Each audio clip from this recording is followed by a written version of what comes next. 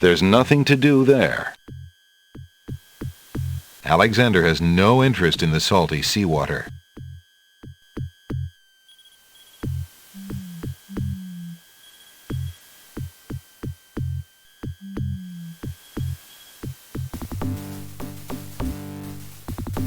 Alexander is frozen at the spectacle before him. Robed figures are gathered around a bonfire. Some mystical ceremony is taking place, but as to its purpose, Alexander has no clue. Brothers, look! Uh-oh, Alexander's been seen. This must be the foreigner we were warned about. How appropriate that he should come during our rain festival. Place him in the sacrificial cage. Wait! I must rescue the princess! There's an ancient druid saying, a man who would save others must first save himself. Alexander is pushed into the confining wicker cage.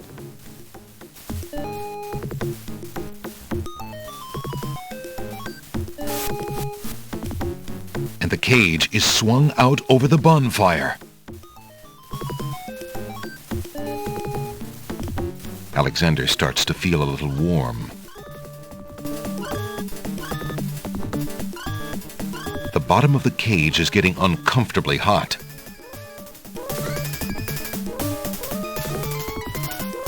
Mercifully, Alexander passes out from the heat before the first tongues of flame ignite the wicker.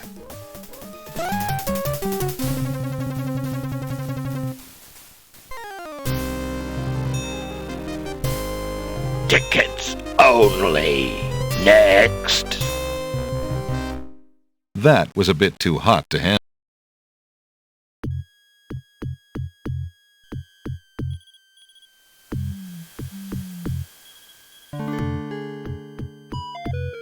From the east come the sounds of mysterious drums and chanting. A horned animal skull is on display in the center of the village. Based on its central location, it may perhaps serve as ceremonial protection against danger. Alexander can think of less desirable things to carry around than that animal skull, but not many. He decides to leave it alone. The doors to the tree houses are bolted, and Alexander doesn't want to intrude into the private dwellings uninvited. Two paths end at a clearing here. A path to the south leads back to the beach, and a path to the east leads inland. Around the clearing is a village of tree houses. A grove of giant trees has been hollowed out to make houses. The trees look cozy and dry, if a bit primitive for Alexander's tastes. A wooden-handled scythe hangs against a bearskin on one of the tree houses. A communal fire pit occupies a place of honor in the center of the little village. The fire pit, naturally enough, contains coal. The coals are cold. That's odd, because Alexander definitely smells the smoke of an open fire close by.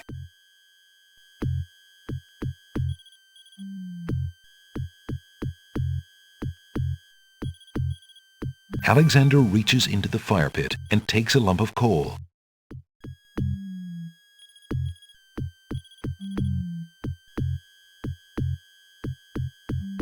Alexander takes the scythe. From the east come the sound.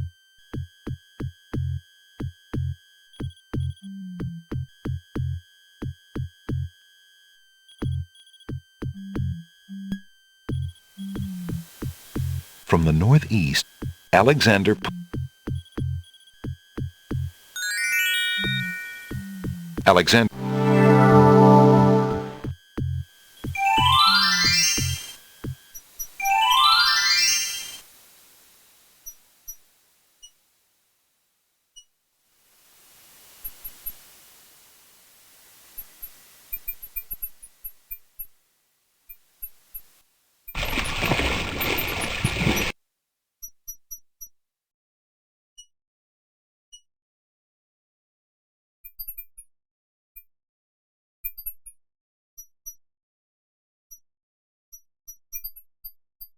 Alexander walks forward to step onto the gazebo.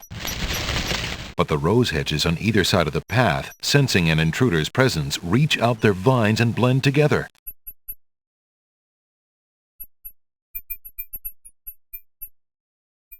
The scythe has a long curved blade and a wooden handle. The scythe feels heavy in Alexander's hands. Alexander wields the scythe, determined to get past the magical rose hedges. The leaves fly as Alexander tries to cut the branches faster than they can grow back together. He sees light. He's through.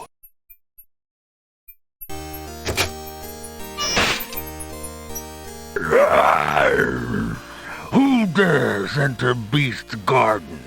My name is Alexander. I didn't mean to disturb your private garden. No. And yet, monsieur, you could hardly have accidentally broken through the 3 enchanted traps of the Isle of the Beast. I suppose it is simply my nature to break through enchanted traps. You must be a prince, then. I know the nature of princes all too well. This face you see before you is hideous, is it not? Well, for the face of a beast, it is really quite noble. Ha! I'm glad you like it, for you will soon own one just like it. I too was once a pretty prince, caring for nothing but adventuring and rescuing fair maidens. But I rankled one too many evil hags. One dark night, I was turned into this obscenity you see before you, warped in shape and trapped on this enchanted island over 100 years ago. Surely there is a way off this island. Oh, surely. You broke in, did you not? And yet think, where would I go clad so eloquently as I am with this silk and this pelt? You see, my prison is also my sanctuary. You are the first to break through the barriers in lo these many years. That is, except for the druids who stole my heirloom coat of arms. If there's any way I can help. Help? You? I'm afraid you don't understand.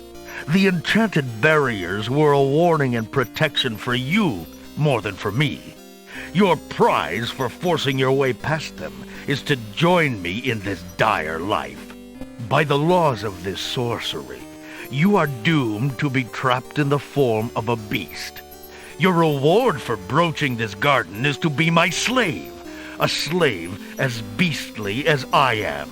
You have only a few hours of humanity left. But that's not possible. There must be some way to break the enchantment. Spells always have a weakness somewhere. The enchantment you are under is tied to my own. Oh, the sorceress left me a way out. But I'm afraid it was only her final bitter joke. You see, I need only find a maiden to join me here, to share my castle, my life, willingly. Take another look at me. You can't help but admire the hag's terrible cruelty and cunning. I shall try to find such a maid, for Casima's sake. Truly? How determined of you. I personally would not waste my last few hours as a man on an impossible errand. However, you may do as you please. I give you this token. It's my family ring, and the only heirloom I have left. If perchance you should... if you think you have found a maid... I shall give her this ring. Yes, she must accept it of her own free will. By doing so, she accepts me. Not that you shall find anyone, mind you. Your time is short. Count the minutes on your fingers while your fingers you have, pretty prince. Your master will await you.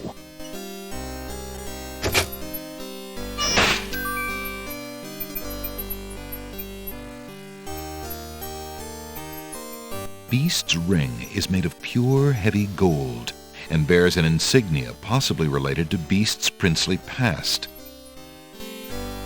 Alexander can't break Beast's spell, The ring needs to be given to a maiden.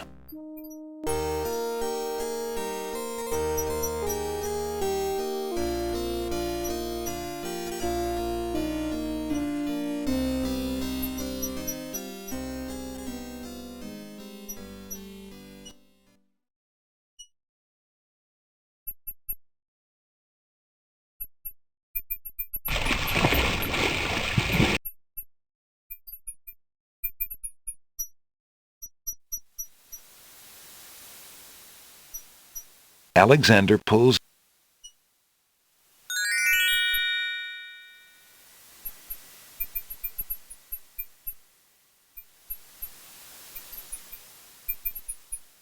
Alexander feels a strange pulling sensation.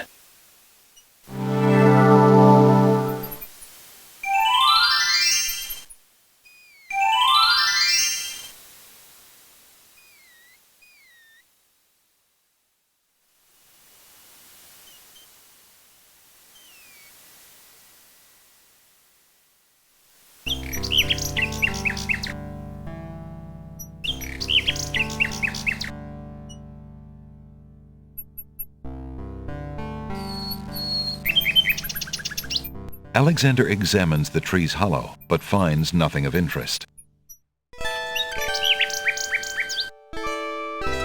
Alexander doesn't want to disturb the old tree. Alexander doesn't see a reason to put that in the tree's hollow.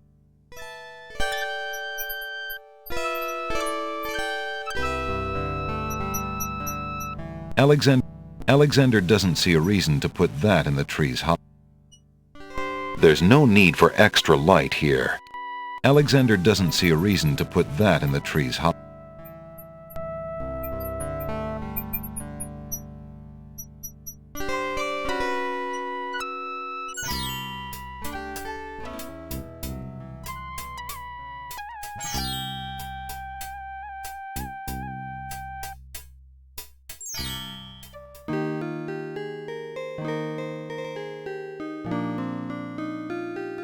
Looking at the serving girl reminds Alexander of the years he spent as a slave under the evil wizard Mananan.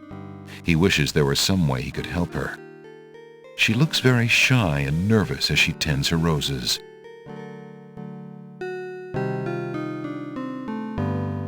The girl is too shy and fearful to talk to a stranger, especially a tall, handsome one such as Alexander.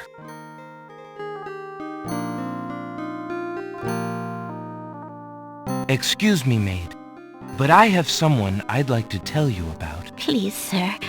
I'm not allowed to talk to strangers.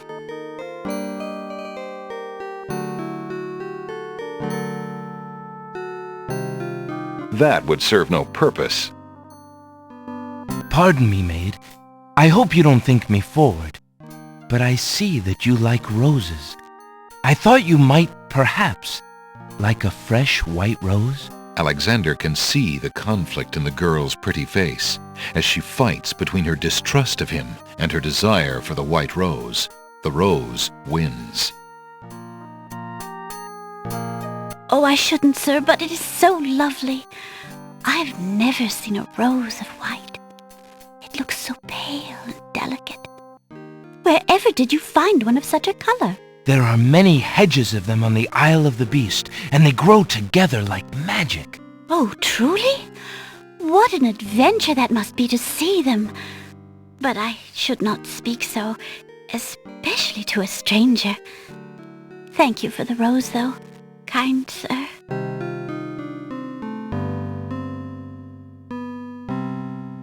Alexander has a thought about the serving girl. He decides to bring up the subject of beast with her. Let me tell you about the place where the white roses grow. The Isle of the Beast is an enchanted place. There's a path running through a deep forest. The path crosses 3 magic blockades, set to keep all visitors away. At the center lives a tremendous beast. Really? Magic blockades? How exciting! What kind of a beast? Is it very terrifying and ferocious? It is a beast that walks on 2 legs and dresses like a prince. It speaks with the voice of a man. A beast that talks and wears clothes? How is that possible?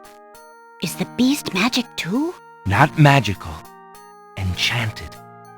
Beast was once a prince, but a witch trapped him in the form of a beast and set him on the island. There he lives in a castle in the midst of a maze. How terrible! Imagine how lonely he must be. It is a very lonely prospect, isn't it? Oh, I have met him, you see. He is indeed ferocious, but who would not be? He really exists? Oh, how it breaks my heart. If I could, I would tend to such a beast. Such a beast might find comfort in a kind face. Do you not think it so? Oh, I think it's so. I very much think it's so. You would not be afraid of him? Afraid? Maybe at first. But how silly of me to speak so. The roses in this little yard are the only magic I will ever see. I could take you there. In fact, I would owe you my life if you would go. If you truly wish to go. You are serious? I could leave here? Oh, I have always dreamt of leaving. But to actually go... This is the only home I have ever known. Home is a hard place to leave, even if you're unhappy there. But I will go. If I can help him, I must go.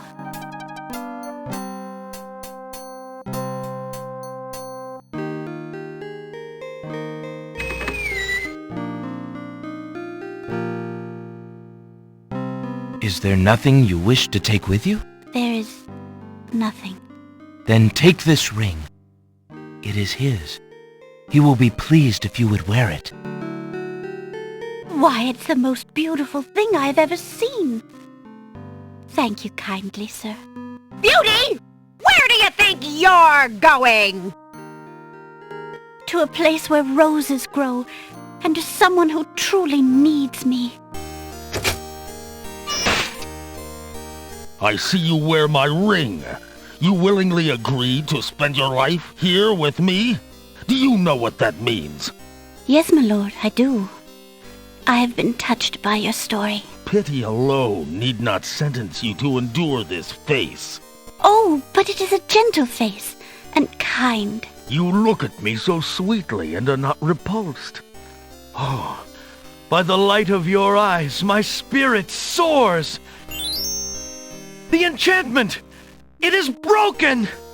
I am pleased to have served you, my lord. Do you still wish me to stay? What? Speak not such nonsense, Beauty. Do you think that I learned nothing of true love during my time here? You are my queen. Oh, my clothes! This gown! How well it suits your noble heart.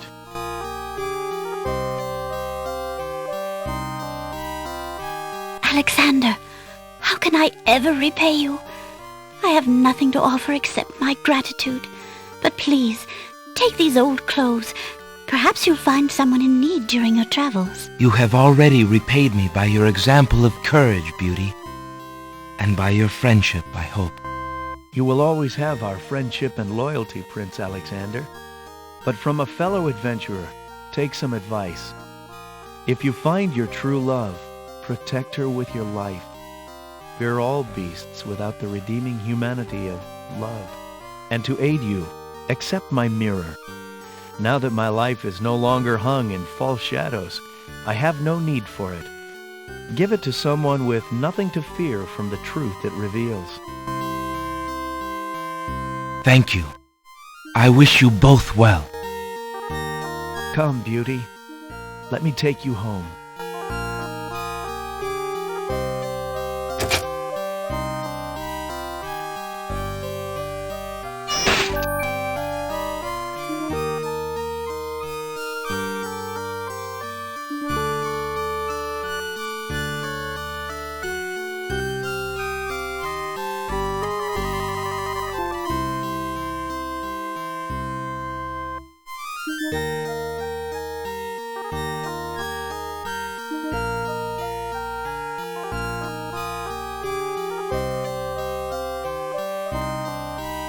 beast's castle has a different, more welcoming air as the bridal home of Beauty and her prince. An iron gate leads to a maze of hedges. The gate has been firmly shut and latched. It looks like the prince and his beauty need some time alone.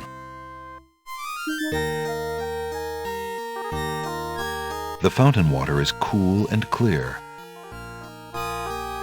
A fountain in the middle of the clearing bubbles with fresh, glittering water. A fountain.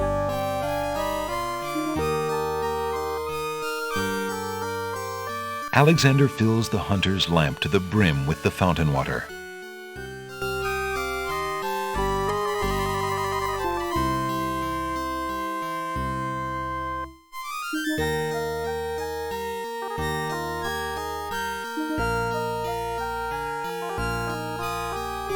Alexander prepares to enchant the hunter's lamp with the Make Rain spell incantation. Clouds of thunder, shafts of light, come and sup with me tonight. Waters 3 have I for tea, brew a tempest now for me.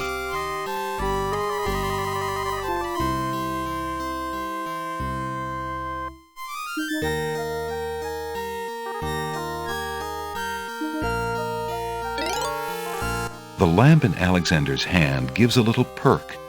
He hopes the spell works despite his makeshift teapot.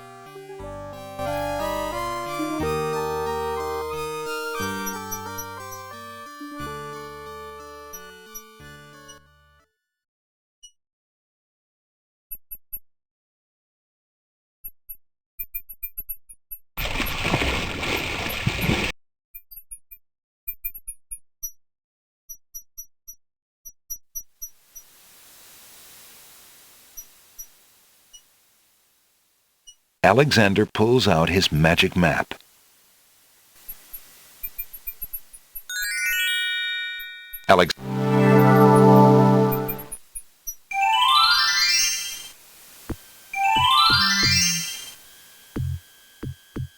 Great gods! Did you see that? The man just appeared from nowhere. Perhaps he was sent by the spirits. I see no boat.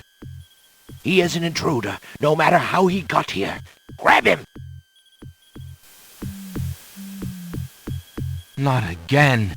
Look, I'll leave. It's no problem. I think not. Let's go.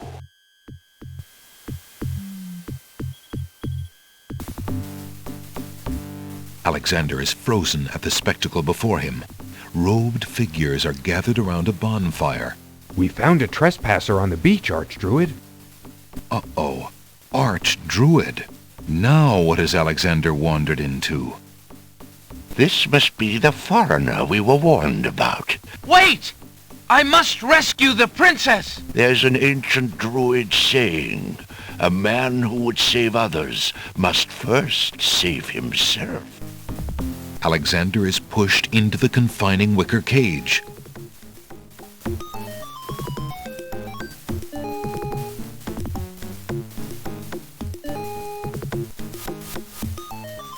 And the cage is swung out over the bonfire. Alexander starts to feel a little warm. The bottom of the cage is getting uncomfortably hot. This cage is really hot. Fire in the cage! Alexander pulls out Beauty's old slave clothes, desperate to beat out the flames. The flame is extinguished, but the clothes themselves burn to cinders. Alexander won't be able to keep the cage from igniting for long. The heat and movement must have jarred something. Something that Alexander's carrying is starting to jiggle around. Egad, something's really percolating. The water in Alexander's lamp is hot. It's just about boiling.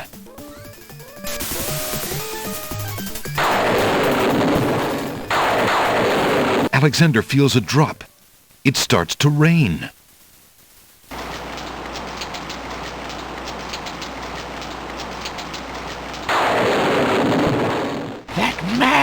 is a powerful nature wizard.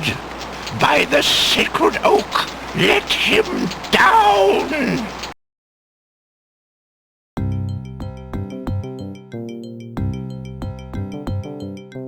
I must apologize for our rude welcoming committee. We've been feeling inhospitable ever since the winged ones stole our sacred miniature oak tree.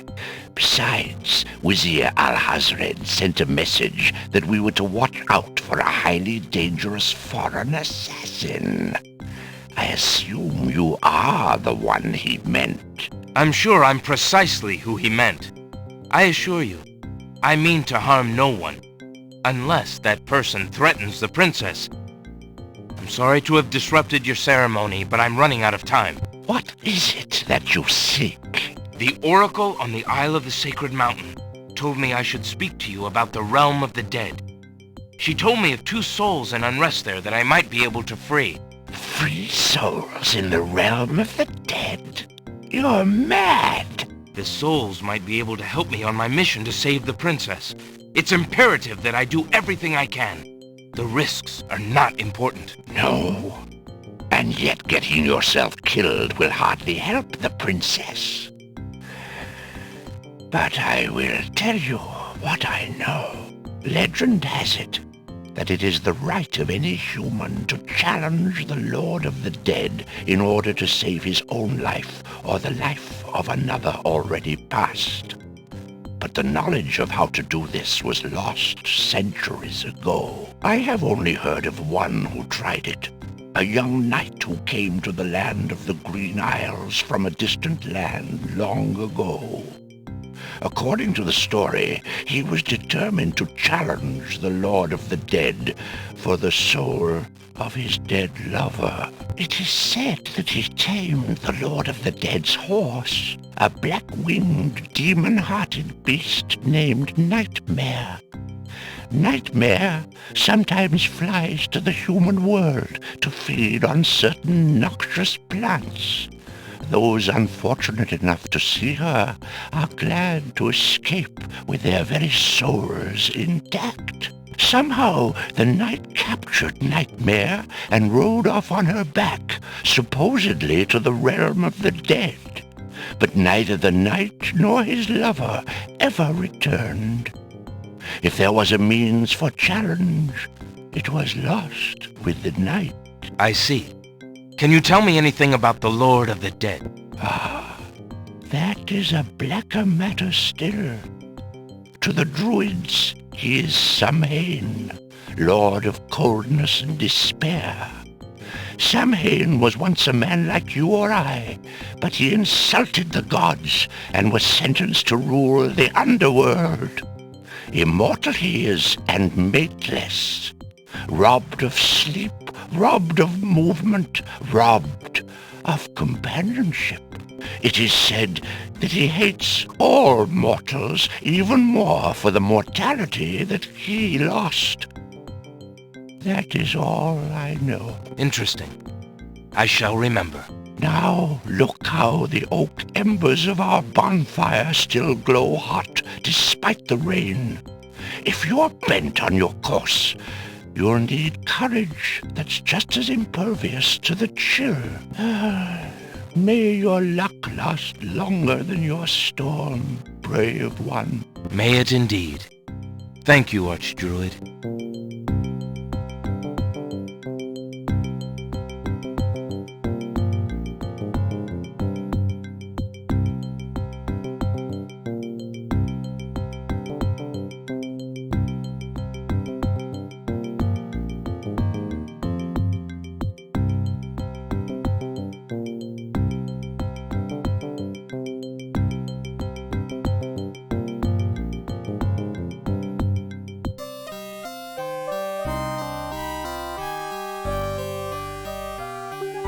Alexander is carrying an old, battered hunter's lamp. The lamp contains sacred water and baby's tears.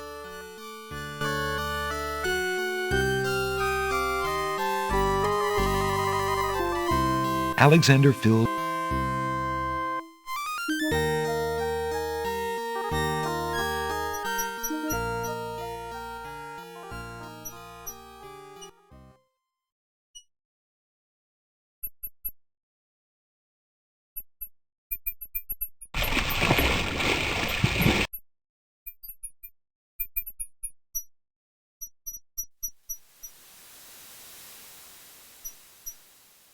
Beauty's old clothes are very ragged and heavy. They consist of a long, thick dress and a headpiece which covers the hair and most of the face.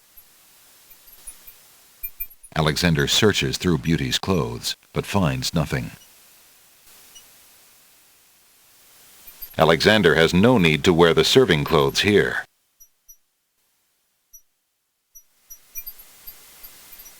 Alexander pulls out his magic map. Alexander feels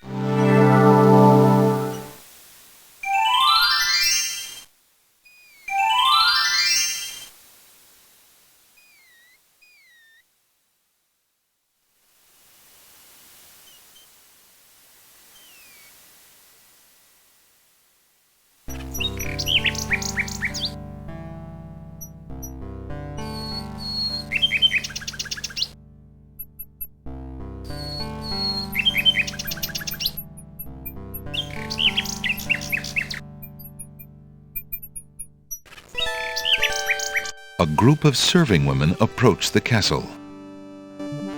Ah, Wolf! More serving women! The castle staff is certainly busy today! Aye, Gruff! Gotta move on there, wenches! There's plenty of work left to do before the wedding! Yes, Sergeant Gruff.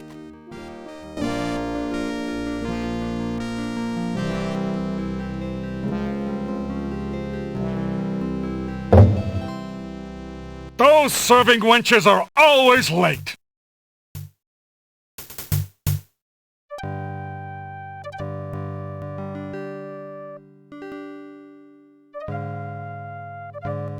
Taking his cue from the serving women he's seen enter the castle, Alexander decides to try a few alterations to make himself more acceptable to the guards. He ducks into the little hut to put on Beauty's clothes. Feeling a little foolish, Alexander slips Beauty's old slave clothes on over his own. Imagine if Cosima saw him like this. Well, here we go.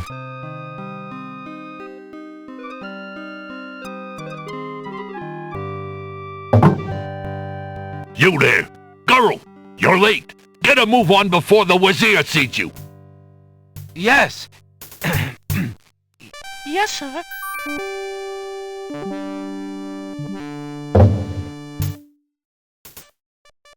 The castle guards lock the main entrance doors behind Alexander.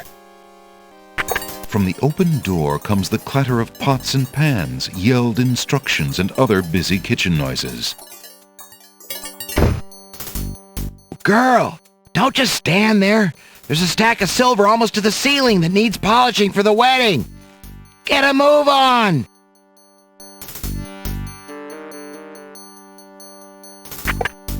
Phew. I can't afford to get caught up in that mess. I'd never find Cosima.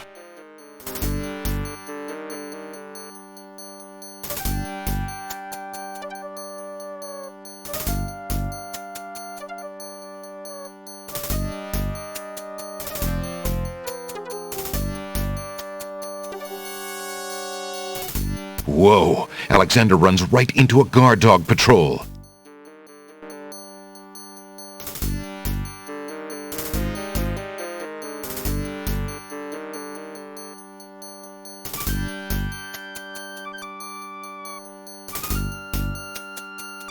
Two powerfully built guard dogs patrol the upstairs hallway. The guard dogs patrol in a diverging pattern to ensure constant visual coverage of all parts of the hallway.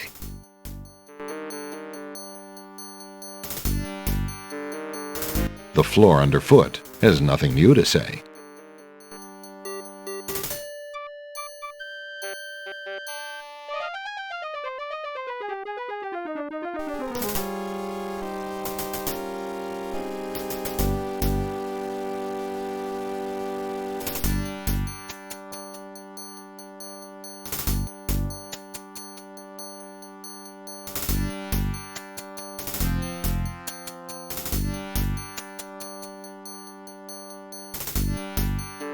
Alexander doesn't need to get Beauty's clothes back. He doesn't want to be dressed as a woman when he finds Cosima.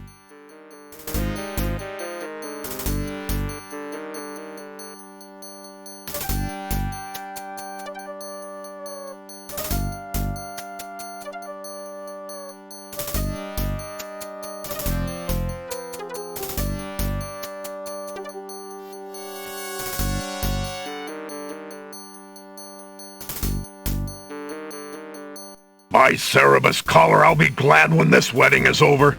Bay, I'm getting mighty tired of this patrol. It's wearied me to the bones. I couldn't agree with you more, Wolf.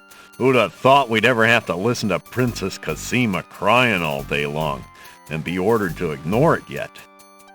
Something sticks in my craw about the whole thing. The Wazir says that the princess is not herself, says she's half mad with grief over her parents' death. I can see it, the poor mite, but still. I agree. It seems cruel to lock her up when she's so heartbroken. Let her out in the fresh air, I say. It'll do her a world of good. Aye. Well, she insisted on the mourning period, and it's up today. Thank the stars. It's too bad we couldn't find that nightingale of hers. The Wazir says she's been pining for it. Humph! If I had an ounce of luck, I'd have found it weeks ago. Not only would it cheer up the princess, but the reward the Wazir's offered for it would make me pretty happy too, doggone it. Oh, well, our luck will definitely be out if the Wazir catches us snapping our jaws at our post. Sorry, Wolf. I'll keep my muzzle shut.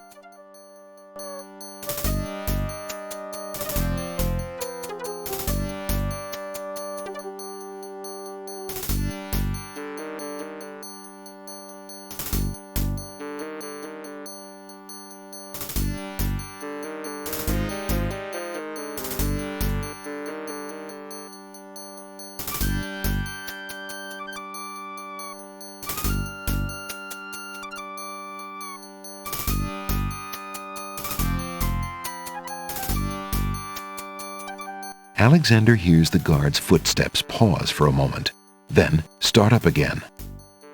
They must have turned at the end of the hallway and be on their way back towards the stairs.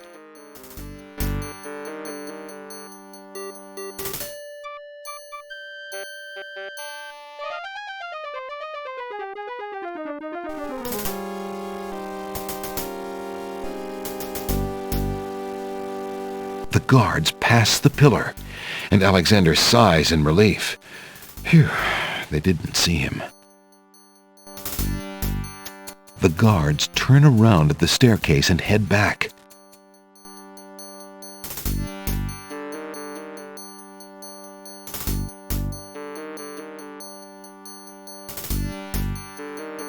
Phew, that was a close one.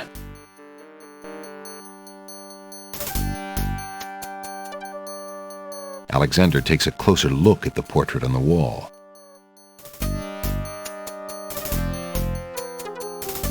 Kindly smiles light up the faces of the couple in the painting. The man has an intelligent, sensitive look about him, and the woman is quite lovely. Alexander guesses that the man and woman in the painting are none other than King Caliphim and Queen Ilaria, Cosima's parents. The sound of footsteps grows louder as the guards in the main hallway turn and head back towards the stairs. Here they come again.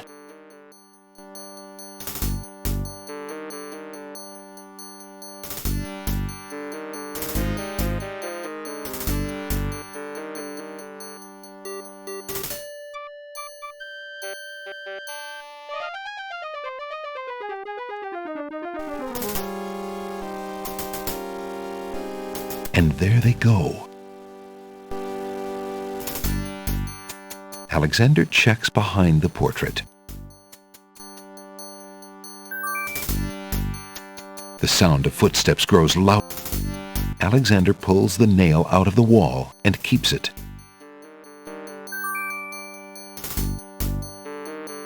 Here they come again.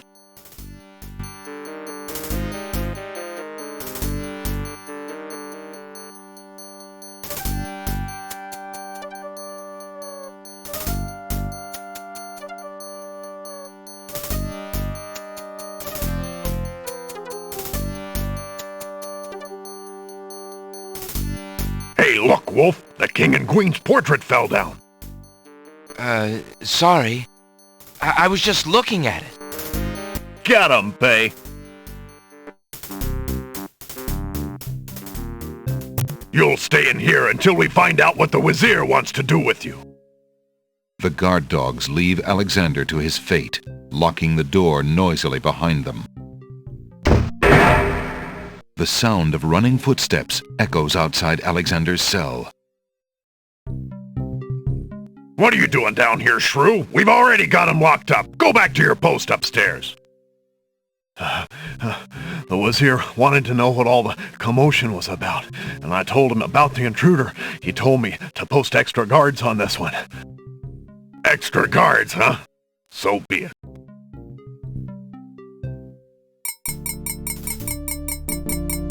Just as Alexander realizes that he has no possible means of escape, he hears the sound of wedding music playing somewhere in the castle. Confound this dungeon! I'll never be able to stop the wedding now.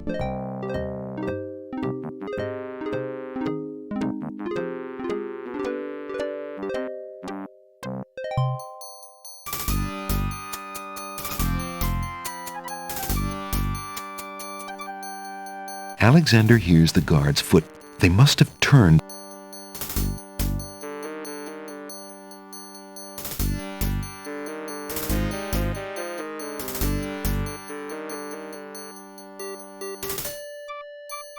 The guards pass the pillar, and Alexander sighs in relief. Phew, they didn't see him. The guards turn around at the staircase and head back.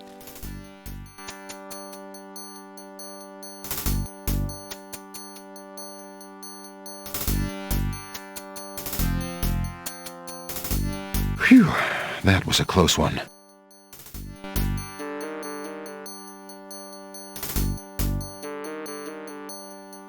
Alexander checks the sound of footsteps. Alexander puts the alcove. Here they come again.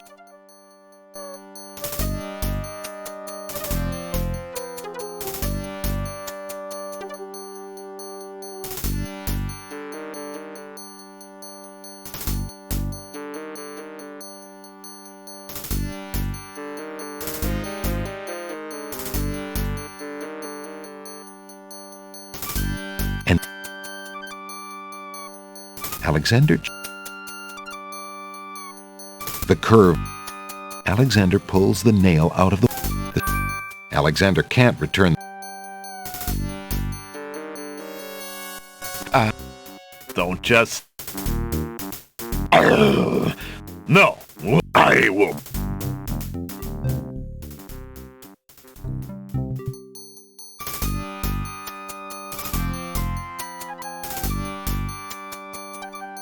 Alexander hears the guard's foot. They must.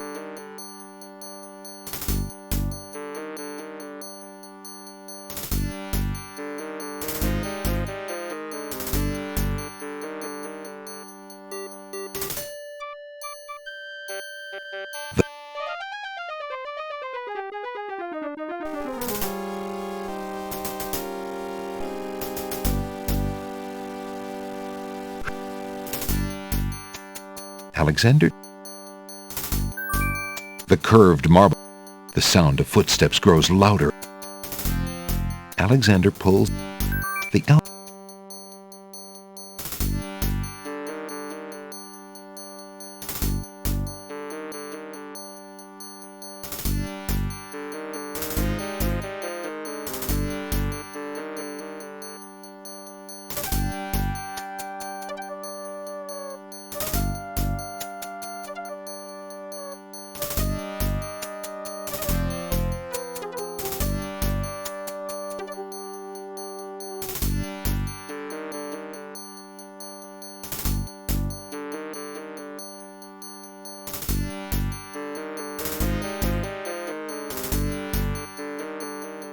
The iron nail is quite sturdy and has a thin, pointed tip.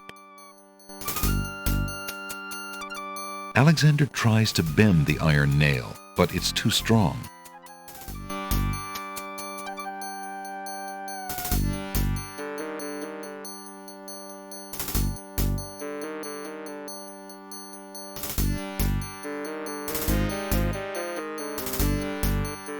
Alexander can't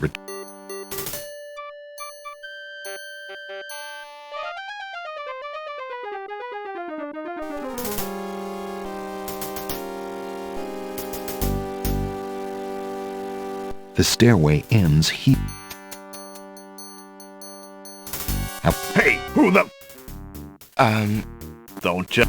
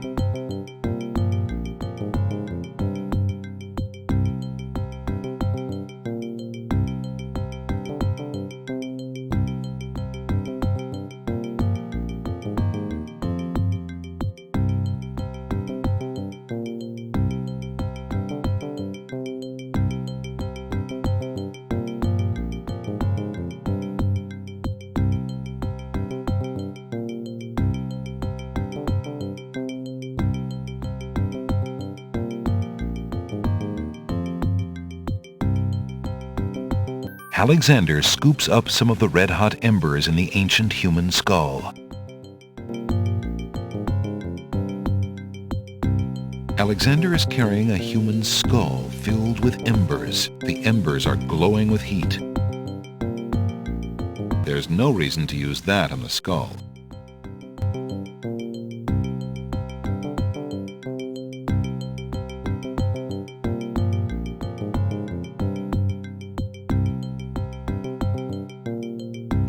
There's no reason to use that on the skull.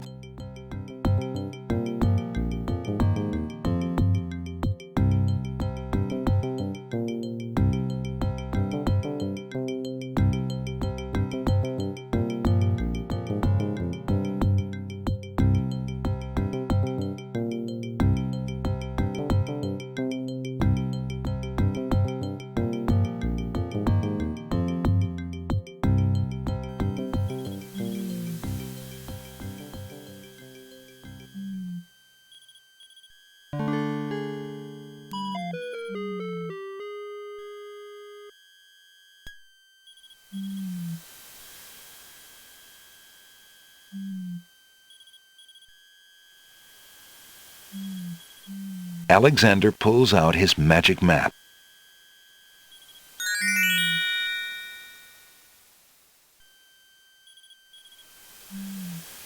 Alexander feels a strange pulling sensation.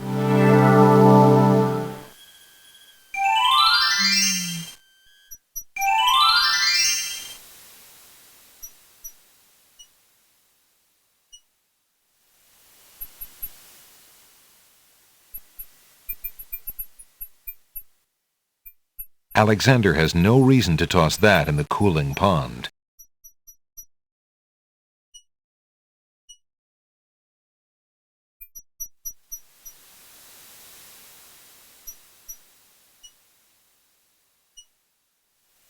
There's no reason to use that on the skull. There's no reason.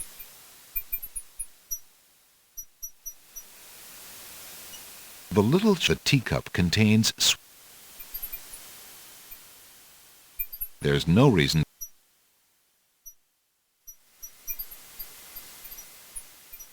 Alexander pulls out his magic map.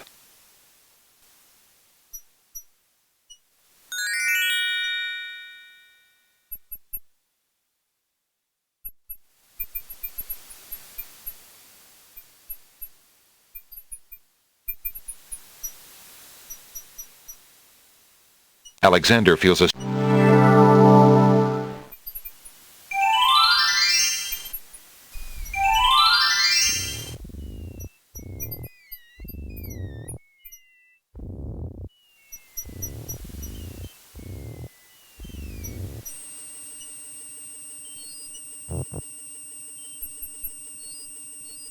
Yuck. Alexander doesn't want to put his bare hands in that oozy swamp. Why would Alexander want to throw that in the swamp? Why would Alexander want to put swamp ooze in a skull?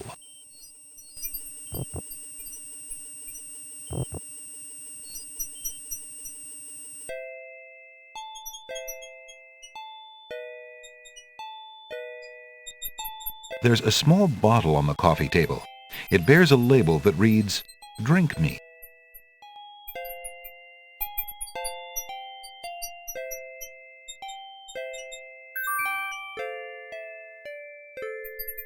Alexander picks up the bottle.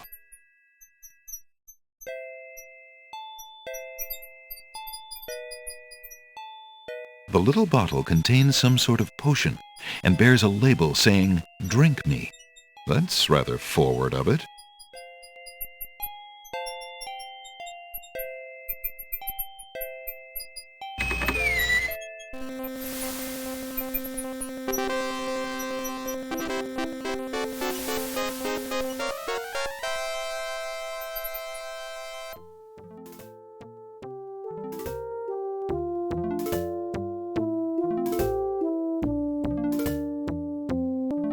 Your Highness may as well spend her royal time contemplating something else. The lump of coal shall be sent to the Castle of the Crown under my name, and that's all there is to it. No, it shan't. Yes, it shall. If the coal is sent in your name, I shall royally decree a ban on all red on this isle. You do, and I shall royally decree that white shall be henceforth used for all mopping up of cabbage stew. You wouldn't dare! Oh, wouldn't I? Oh, it's you! Have you thought of any more of those brilliant ideas of yours?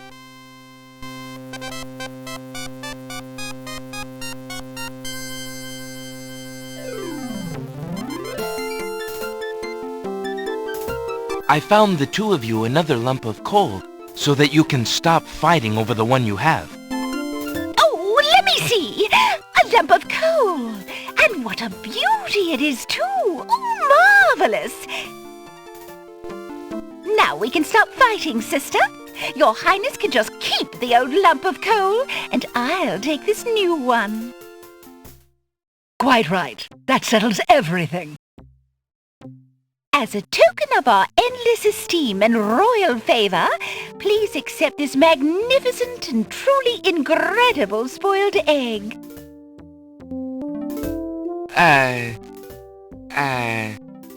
Thanks.